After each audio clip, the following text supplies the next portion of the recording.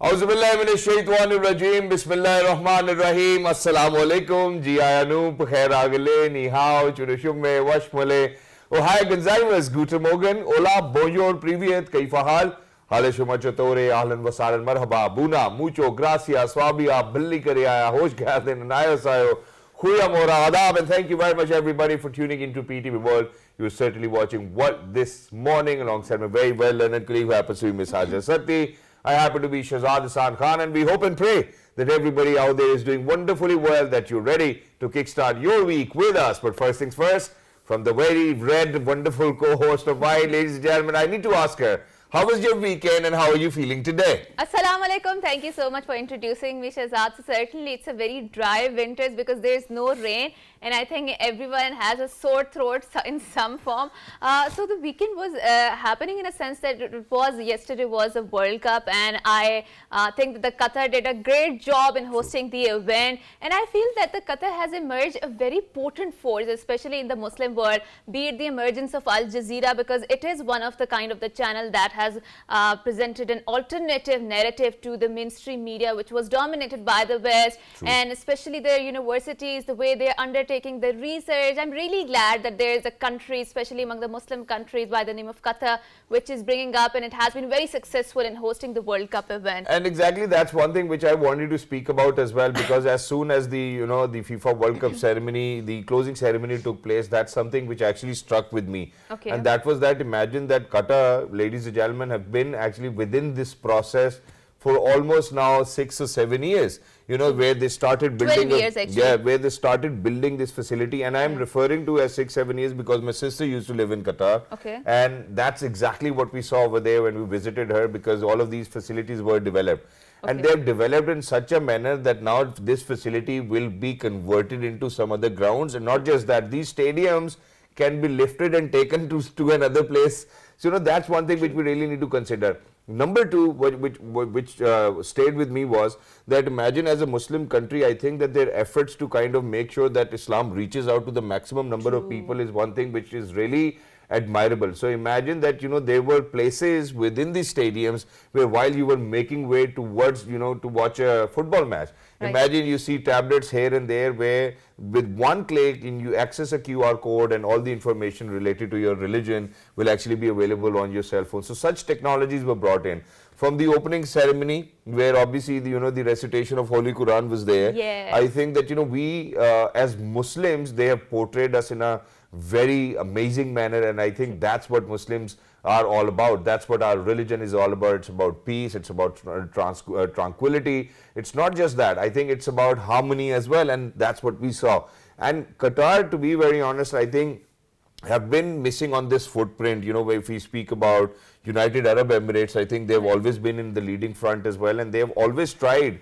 Qatar was trying to get to this point where they are able to do it. More than $250 billion were actually invested for this one amazing matter of the fact is that there was a lot of coverage, especially in the Western mainstream media, regarding the migrant workers and how they were not looked after. And actually, Qatar paid them back all of the penalties which ILO raised that issue. So I'm really glad that Qatar actually undertook that. And also, matter of the fact is the way it was covered by the Western mainstream media, it was really it showed their double standards, because BBC, I think, boycotted the closing ceremony. Exactly. And so was the opening ceremony, and the way BBC covered the Iraq war, it was so shameful. And I mean, they lied point blank on the faces of the lot of people, and they said that it has a weapon of mass destruction, and it didn't had that. And I do feel that the way the wide identity was being negotiated, and especially the emergence of Al Jazeera, that has rattled that entire concept. I'm really glad that the Qatar is taking that lead, and Qatar is doing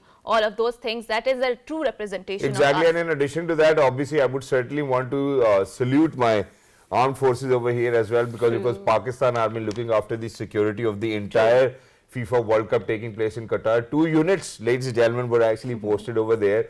And even though that we weren't really able to see where our Pak Fauj ke Jawan were, but imagine that for the entire tournament to go smoothly and looking after the security, I think it was fantastic. Now coming down to where I want to talk about the sportsman spirit. Okay. And I think that's something which I witnessed in the final in between Argentina and France. So let's go ahead and talk about the top stories, because this happens to be one of World Cup for the third time.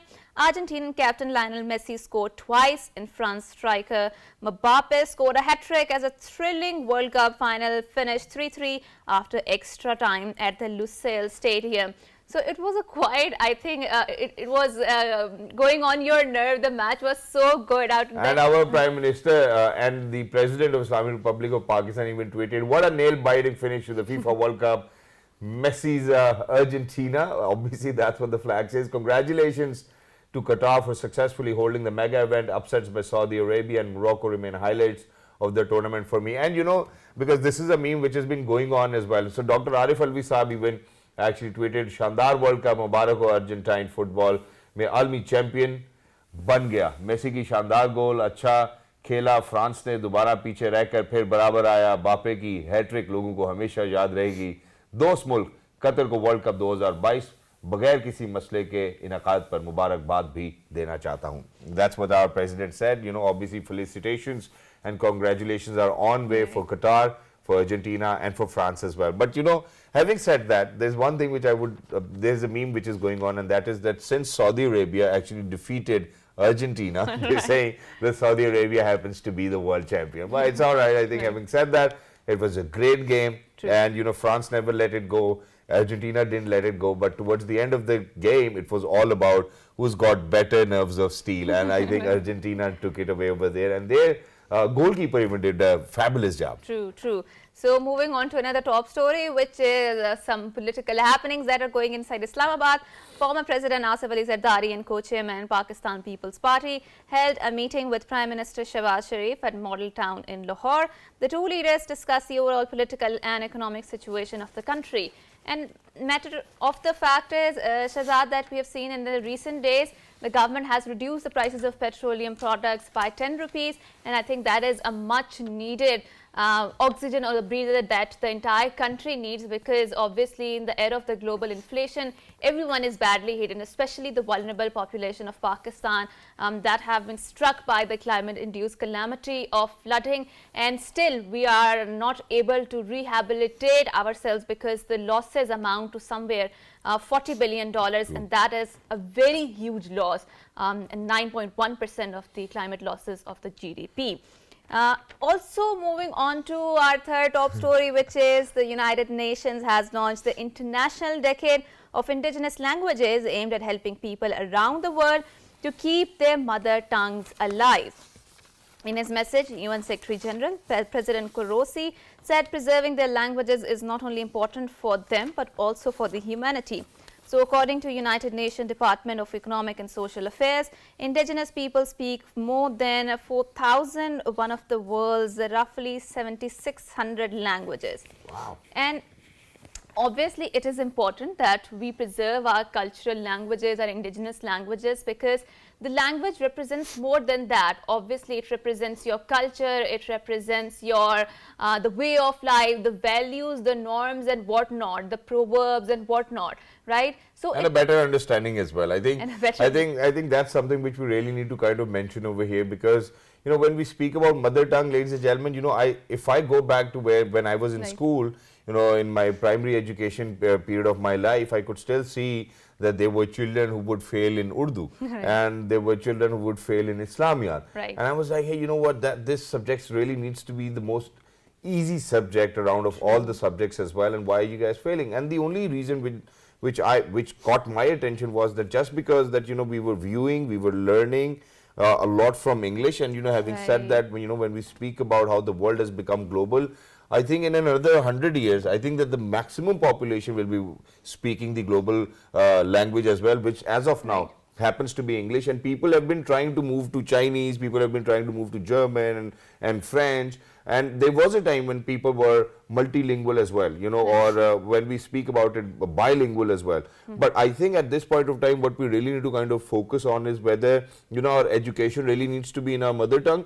And if it does, I think it's going to cause a lot of problem if we are going to think that way, because then it's going to be Mausharti Ulum, and Right. and you know Arazi, and you know so many other subjects, and it will be difficult. And we also need to incorporate or inculcate this thing into the mind that is the indigenous languages or the cultural languages, they are that much adapt with the changing, fastly changing dynamics of the world. So in order to have this discussion, Yeah, in addition to that, you know, I just wanted to make one simple point, and that point was that imagine that, you know, that we have looked down on the system when we spoke about Urdu medium school. And imagine even in today's bureaucracy, if we see, I think all of these amazing people who are working, who happen to be public servants, have come down from all of those backgrounds where initially they might have gone to a school which was Urdu medium, and it was looked down upon to kind of inculcate a culture of how we really need to be, you know, on top of our English language game. And I think it has been very impactful by far. You know, over here in Pakistan, if you speak English fluently, I get that in my comment box That's quite true. a lot, sir, aapki English badi achhi hai. It's not an achievement to speak another language, but I believe that it's best that you actually get to know when you travel around the world that you're able to communicate. But mother language always need to come first. And having said that, over here in Pakistan, Hajra, you know, as soon as we start our journey all the way from the north to the south of Pakistan, we have 71 different languages. Mashallah. And a majority of the people might not even know about it. The dialects are different as well. But when we speak about primary education in mother tongue, obviously it's going to vary. So in Sindh, it's going to be Sindhi, in obviously. Balochistan, it's going to be Balochi. Balochi. And then from there onwards, if we kind of look on to the higher secondary education, what happens is then there is a problem for children to kind of adopt to another language. And that's something which we wanted to discuss. And to discuss that, we're very lucky that we've been joined by Dr. Ali Raza, who happens to be an educationist. Assalamu alaikum, and thank you so much for coming to our show. Thank you very much for having me. So, sir, what is the correlation between the primary education and between the mother tongue? Actually, we need to understand the effects of mother tongue first. Yeah. Right. Mother, First of all, sir, I'm very sorry, but we need to understand what is mother tongue. Yes. For example, if somebody happens to be a single father, you know, let's start from there. Do you think, and the father comes from a very different region of this world, mother might be Pakistani, do you think that language which the father speaks is the mother tongue? Do you think the language that the dada or the dadi speaks is the mother tongue? How do we define mother tongue? The only language which your mother speaks is mother tongue, or it can be otherwise? actually is the first language a child learns, Okay. whatever it be. Okay. Be it a father's language or mother's language or uncle's language or grandfather's language, whatever it is. Okay. And it's actually, it's like if you know about computers, Yeah. it's like they are actually programmed in ones and O's. Yeah, ones and zeros, yes. Bits and bytes. So it's like that. It's the basic language that we are developed with. Even in the womb of the mother, the child learns that language. Yeah, that's true. So this is why it's called mother tongue. So it's And- Yeah. the language which the baby is going to learn, and that too while even, you know, the mother is carrying themselves in the womb. Yeah. That's what we refer to as mother tongue. Or the Exactly. first language they're going to speak. Naturally, when they are born, they might have a different language. Yeah. But then we won't call that language the mother's language her mother tongue. Okay. Because initially, yes, the child might have learned that language, but as you know that their cognitive abilities are not developed. True. So when in the first 6-7 years, they develop the brain cells. Full brain develops after 6 years. Yeah. I think about 6 or 7 years there, it takes time. So, and during that period, whatever language a child accumulates and inculcates, that's the language. Like actually All right. So why is it important for the child to be getting education in their mother tongue? Okay. Yeah, it's because Better understanding? their first thinking, emotional setup, everything is designed in the mother tongue. That's true. And if you want to teach the child something else, then you have to give the whole atmosphere right from the beginning. True. But if you can't give that atmosphere, you have to stick to the mother tongue. The same problem is with us in Pakistan.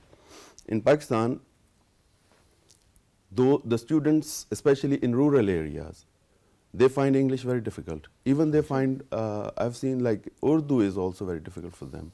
As you mentioned that students were failing True. in Urdu and Islamiyat, only because that's not their mother tongue. Really? Yeah. They were from Islamabad. I thought that they were raised. No, it's not like that. Yeah. Things are not like Really? that. Yeah, their parents might be talking in some other language. I think their parents were talking in Punjabi though. Perhaps. Yeah, obviously because because his parents, I'm not going to name my friend, his parents were from Lahore, originally from Punjab, and obviously that's the kind of language they used to speak, and that might be a reason. But sir, why are we saying, because this is something which we are discussing for the very first time, that the education needs to be imparted in mother tongue? What will be the benefits of imparting education that to primary in mother tongue? I think we should first think about the drawbacks. Yeah. The drawbacks are that when a child actually has mother tongue which is different from the language in the classroom, half of the message is conveyed. Okay. Child cannot understand everything. True. Naturally, when you do not receive everything, you cannot give it away. True. Like when you are reproducing it, in our education system, we want the children to reproduce as well. True. And we test them on the basis of our On the basis of their reproduction of what they have learned. Exactly. Yeah, ratta. So basically it's like ratta. Yeah. But we don't need to have ratta all the time. Not at all. Well, only if it we is in understand mother it, but- tongue. If it is in mother tongue. Sir, so far, I think by far, whatever education system we might go to, even if we go to a school where they're going to teach us in Sindhi, even if we go to a school where they're going to teach us in English, or even if we go to the very modern school over here in Islamabad where people have very different names to it as well, I think at the same time what they're doing with primary students is that they want them to reproduce whatever is written in the book. They're never given the liberty to kind of reproduce from their own brain, and that's the kind of ability which you require to develop in your early years. Actually, what we are thinking, we don't teach language. Yeah, that's true. We are teaching them content of the lesson, whatever it is. True. But we do teach them We language, should sir, not. as well. We should not. Language Hadith, skills, Kafiye and Syako Sabag. four and- skills are there for language, Yeah. like reading, writing, listening and speaking. True. We start, as a child, we start with listening, then we go ahead and reproduce it, same thing, by speaking. True. Then, of course, reading, then writing. Okay, so then what other ways are to learn mother tongue? For example, if you are talking about it, because I still remember that, they would go into detail of muzakkar, monas, and, so what were adjectives. I'm sorry that I have to, present examples in English because we are an English show over here. But obviously, with Urdu's subjects class, these were the drills that we were going through, and which is why now we do not say, we do not mix it. For example, if I'm going to refer to Hajra, I will say Hajra ye karti thi, ya main ye nahi kahunga ki Hajra ye karta tha. It is because of the fact that we were able to learn that language. Otherwise, I don't think that our parents have actually kind of put it onto us that ke beta tum sahi zuban bolo. I mean, you go to Karachi, they would always emphasize on speaking the right Urdu. Over here we have this culture that we've never said to our kids ke beta ye theek Urdu nahi hai. Yes, you are right, but how many people do they speak right Urdu or right English, any language? Yeah. That's the problem. I think I'm good at we are not giving our children even one single language completely. Okay. So And how do you think we can do that? we should start with mother tongue. Okay. Why? Because their cognitive abilities will be developed. True. They would think deeply. They would be able to get to the point, whatever it is. Sometimes reading between the line, even a small child can do that. True. Even The message sarcasm can and come. emotional management is there. Even- They can express themselves Yeah. correctly. And even And sarcasm can be well understood as well. Exactly. But sir, I have one more important aspect to it. Obviously. Now imagine that, we are focusing on the cognitive ability of a child, and, while their brain is being developed. Now we live in a world where majority of the population travels all across the world to learn and to educate themselves. Imagine that if we are going to solely develop a child's cognitive ability in the mother tongue, don't you think that in later years of the life, they might have difficulty if they go somewhere other than, where they had this facility of mother tongue to, which they were teaching. Yes, them. you're So- right. You're right. You have a good point, actually. There are certain procedures to follow. Okay. Mother tongue education is usually imparted up to the age of 8 years. Okay. Then switching over to language like Badi Urdu. mushkil hoti hai, Isn't sir. that a very hectic exercise for a child? It is. Not so hectic. Why? Because the basic structure of all the languages is almost the same. Almost, if not completely. I mean, English and The Urdu are especially- not same, no? at Of all. course, they are not same. Of course. Because with English we cannot say choti.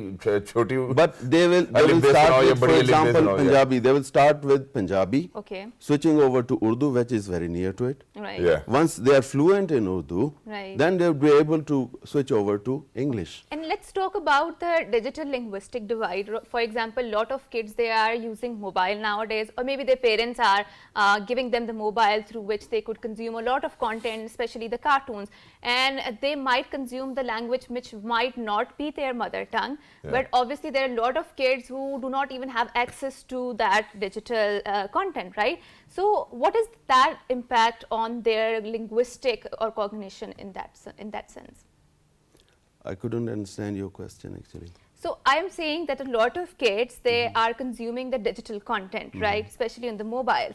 And there's a great divide when it comes to especially people who are living in the rural areas who do not have access to mobile phones, right? And like Shahzad mentioned, a lot of people who are not, who are not acquiring education in the English, they might not get access to a lot of opportunities in their life as compared to the people who might get access to that. So how is the cognition develop in those kids that have access to mobile versus those who do not have That too in early years. In early years. Yes. Yes. Actually, cognition, it develops, we are social human beings. Yeah. Animals, right. And the more interaction you have with the outside world, you Right. have more cognition. Right. And the language in which you have the interaction, that helps. So if a child that does not have interaction with the outside world via mobile phone, naturally that child will have cognitive abilities developed within that society Right. and suiting that society as well. Right. And this is why some children who are very young but they have not gone to school but they can speak English only, they can understand the way you were talking about your child a few moments ago. Exactly. Yeah, it's only because they have access to the mobile phone. In that their input is all in English all the time. True. Right. That's why. And sir, they have a better understanding of the language too. And this is one thing which I felt, because, so imagine, for everybody who's watching us out there as well, my middle child, Meher Bano, Alhamdulillah. So what she does is that, Right. since she's been really close to her iPad, her first language is English. Now what I have witnessed with her is that, her expression when she speaks, she has a better understanding of the way they speak, whose language it is basically. And now I've actually learned that, there are certain words, there are ways they use words which actually means an emotion. Okay. And that's something that we miss out on usually as well. But thank you very much, sir, Thank for you very joining us. Wonderful Thank to you. have you over here. And for everybody you who's so out there, I think my idea over here is that obviously mother tongue is important, number one, to preserve it, number one, for better understanding so that you have a better cognitive ability. But you really need to decide as a parent these days whether you would want a second language for your child. Because what happens is, Right. even for us, that's something which I've gone through myself, 10 years ago when I started this morning show, because it was the only English morning show then. True. You cannot think about something in Urdu and then translate it into English and then be so impromptu on screen. So Right. the very thinking process really needs to be in that language. If otherwise, I don't think that you can do justice to that language. That's Do you agree very- to it? That's very true. That's very true. And matter of the fact is that English is not mother tongue, right, Shahzad? So when we are speaking it, we are very consciously putting an effort into putting at that, right? And we are forgiven as well at times because it's not our first language, right? That's very true. So with that, we will end this segment and go on a short break. So don't change the channel and go anywhere. We'll be right back.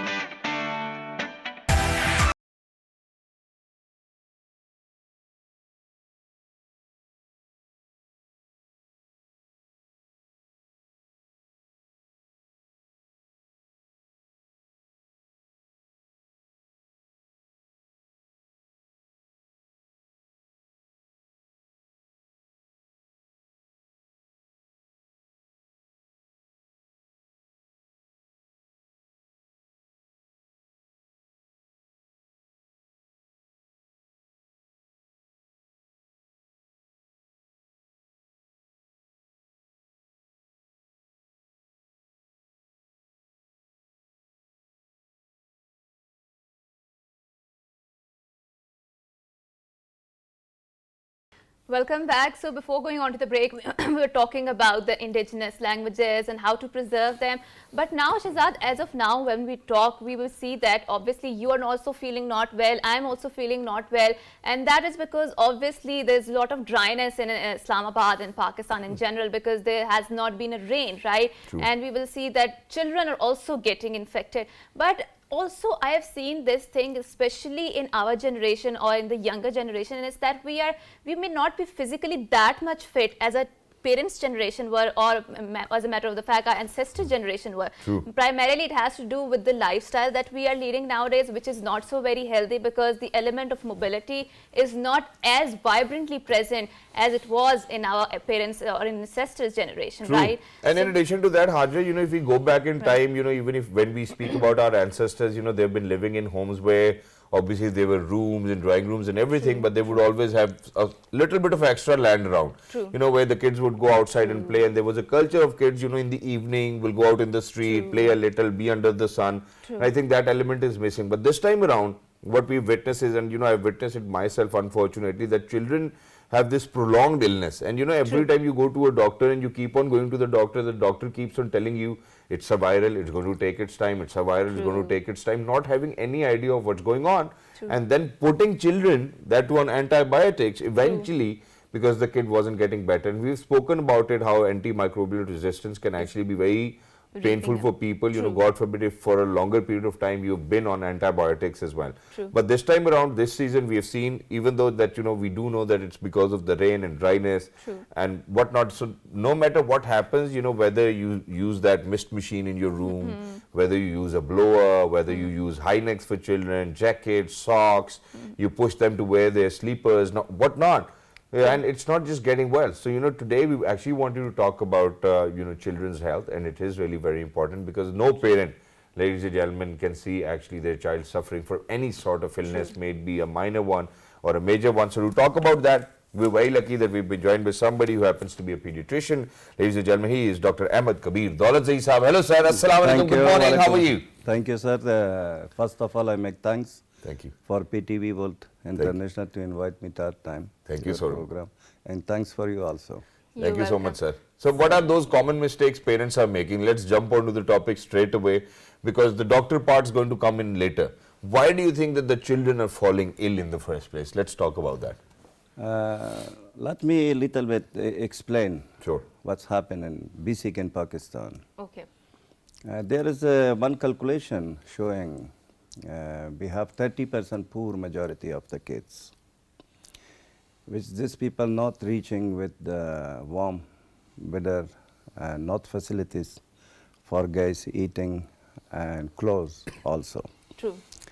On the other hand, we can see we lost between 150 child, we lost every day 3 children, unfortunately, about the bad weather. We all responsible about this, include the government, because we can see there is a cold weather starting. Unfortunately, we have factories, pollution, everything inside to the residential as well. True. It makes sick, the kids. Secondly, when the kids join the school doesn't have facilities for the kids. He doesn't care. He just is focused for the fee. True. And the kids, whatever in the floor or they're basement warm, or True. so this all affected the kids' body. Thirdly, we too much care. Too much care still make it sick the kids. True. Achha. What I advise the parents, when cold is start, don't make it warm the room too much. Okay. Just give him normal atmosphere. Okay. Not too much clothes. Okay. In the beginning, when you starting the cold, you have to responsible to keep the weather normal in the room. Right. And Even I advise, even not better, you can't use the gas heater or anything. Yes. Just leave him normal. Because the case is active also. okay. He's running Yeah. and he doesn't stop. Although the body is making warm himself. Yeah. Indefatigable. He doesn't need to extra make him warm. Yeah. True. Yeah. Basically talking about the kids is a poor kids. True. Style of living is not a standard. And also, we've seen, Shahzad, that the air quality index has really dropped, especially in Islamabad. And if you go out, you can actually feel that there's something that is hitting or stuck in your throat, and that you can feel that this is a smog, actually, which is a very prevalent feature nowadays, especially in the weather atmosphere. So, in that sort of scenario, what sort of precautionary measures do you suggest to protect ourselves against this menace of smog? I think I suggest to make steam the room with little bit wicks Okay. and boil water Okay. in the morning time. For kids? For kids or everyone, even for adults, Okay. it's very suitable. In Europe, unfortunately, we not use antibiotics for the kids. What do you But use there, then? there is normal, just like Vicks, Vaseline, Panadol, steamed, paracetamol.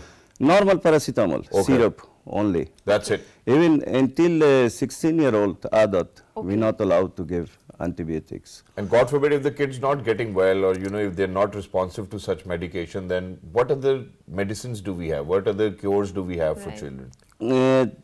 Basic, I think in Pakistan, we're talking about Islamabad Yes. and Rawalpindi.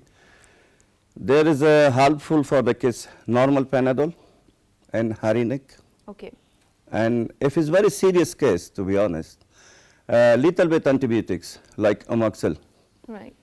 It but can work. depend to the age. Okay. For example, Yeah, between 1 year, 6 months to 3-year-old, we should use 125 mLs Amoxil. If it's between 6 year to 9 year, 11 year or 12 year, we have to use 250 mLs. Okay. Supposed to be given. All right. Unfortunately, some people gone to the medical store, just say, give me one Amoxil. Yeah. And the kids age not matching. Right. It doesn't go to the doctor because about the fee or some reason, I Right. don't know, he can't afford or something. We should be very careful. Right. Because when it's gone our dose, then the case is gone more sick. Right. True. It's getting more sick. Overdose. Yeah. Exactly. Before And- it's gone. And sir, in addition to that, obviously we'll come back to this very medication process and how parents need to be careful. There's one more thing I wanted to ask, and that is that not every time, parents are actually looking after the kids holistically, because now we have spoken about how the room needs to be at a normal temperature, not very warm, not very cold as well, because the kids moving around, not too many clothes, so we really need to take them as normal kids, that's what it is. But at times, because the parents these days are so busy, the hygiene is even not True. looked after, it is ignored to the max. There are people, there's domestic staff which is coming in, helping, you with the household chores as well. So, imagine these days the most basic and the most common diet I've seen with children, because I have my own children, alhamdulillah, as well. Alhamdulillah. It's those, chicken sausages, chicken True. nuggets, sometimes half fried, sometimes full fried, sometimes over fried, and then those French fries and putting all the salt in it, and then lollipops, and there's so many things Junk which food, because yeah. imagine what kids do is, my kids call them key pop, so they'll be like, we want key pop, and once they're going to have it, they're going to Right. put it wherever they feel like it. I think that Yes. their immunity is building up, and then pick it up from the same place, put it into the mouth, and so do you think that it can at times be, if your child is falling ill, very regularly, God forbid, that there can be a mistake which we are ignoring at times? May it be the hygiene, the plates weren't washed, the glasses weren't washed, the bottles weren't washed, something of that sort? I suggest the people, I think in the cold in winter, you have to use liquid soup, Okay, liquid soap. liquid soup and this kind of stuff. If you give oily and fatty stuff to the kids, especially affect the kids in the chest, Okay. because the weather also is cold. True. So you don't need to be honest. And one other thing, when give a shower to the kids to wash him, this time should be very careful. The place the kids is give shower, it should be warm, Okay. Okay. and change the clothes in the same place. Okay. Yeah. For example, you take shower, when it's same time come out, then you wearing the clothes, same time affect the chest, the body. Right. True. Because the kid's body, unfortunately, is very sensitive. Right. It can't afford Exactly. in meantime. And this is something, sir, which I have observed. When you travel to a colder place or a colder country, I've seen that they're not very prone to getting flu, influenza, and all of these things, and it's because of the fact that they do not take showers regularly when it's cold weather. That's something which I've observed myself. May it be United Kingdom, may it be Chicago. The last time I was there, windy city. It was cold over there. We as Muslims, we grew up in families where shower is a mandatory every single day, every single morning. I'm suggesting the week one time. Week one time. Week one time at least the kids have to But then shower. Dadi complains. If it's "Bachcho se dua hai." facilitated, if it's facility, if it's not facilitated, I think it's not important. Exactly. But sir, half the time, we see our grandmothers complaining to our wives that, "Bachcho se boo," they're smelly or something of that Hygiene sort. is a very important part. That's very true. Thank you so much for pointing it out. And Shahzad, we have seen that Pakistan was struck by a climate-induced calamity called flooding, and there are a lot of places where the water is still there, and it is generating a lot of waterborne diseases. So, Dr. Saab, how can we help those people who are at a place where they do not have a lot of access to resources, especially as we have, for example, living in Islamabad? How can we help those people out, and which particular diseases they are more prone to, so that we could dispatch them the And medical even help? meager health facilities. Yeah. Like I said before, unfortunately, this point we have in the beginning, True. and very hard to be controlled, Okay. because the majority of the people doesn't care. Okay. Unfortunately, our focus in different way. And the other countries, especially Europe's, all focus for the kids, Right. because this is our new generation. Because they have fewer kids. This Now is we our have so many kids society, around. reserve people. Right. Unfortunately, we don't care, like I said before. Right. This responsibility for the, especially for the government to control hospitalities, Okay. the doctors, and especially the parents responsible as well. Right. What he's doing. Some people doesn't care. For example, the parents have job, True. the Right. kids living with someone, family and parents. Unfortunately, this time, the care mom have it. Unfortunately, second person never do that. True. That's true. So this make it affect the kids as well. Exactly. But sir, in addition to that, there's one more thing which I wanted to speak about, and that is that, when we speak about COVID, for example, Right. for all the children who were born amidst that time of the pandemic, we've seen that they are more prone to getting ill. And unfortunately, I've seen that myself as well with my younger daughter, because she was born right at the stage when the pandemic broke out. And then we have seen her, almost even last year she was hospitalized, this year she was hospitalized, unfortunately. And then there was this newer disease which was referred to as MISC, multi-inflammatory syndrome. And people were unable to figure out what the disease was, because it feels like from all the blood tests that there's an infection in the body, but when you check it individually with different organs of the body, there's no infection. So, and it was difficult for people to find out, and the blood oxygen saturation goes down in the baby as well, and there was no medication for that, so they had to come up with steroids. How do you think that's going to impact in a longer term as well? Post-COVID, we have seen children getting more ill, even adults for that matter. Earlier, flu only used to take 5 or 6 days. Now it's taking 10 or 12 days. The resistance is there. It's still coming to the environment, and the society is not clean. Okay. To be honest, we living inside to the pollution. Inside to the pollution. That's true. Even we open the window to the house, children get straight away. True. If you're driving, open the window, You same just feel time it, yeah. affected. Air quality Because the index. society environment is not clean, number one.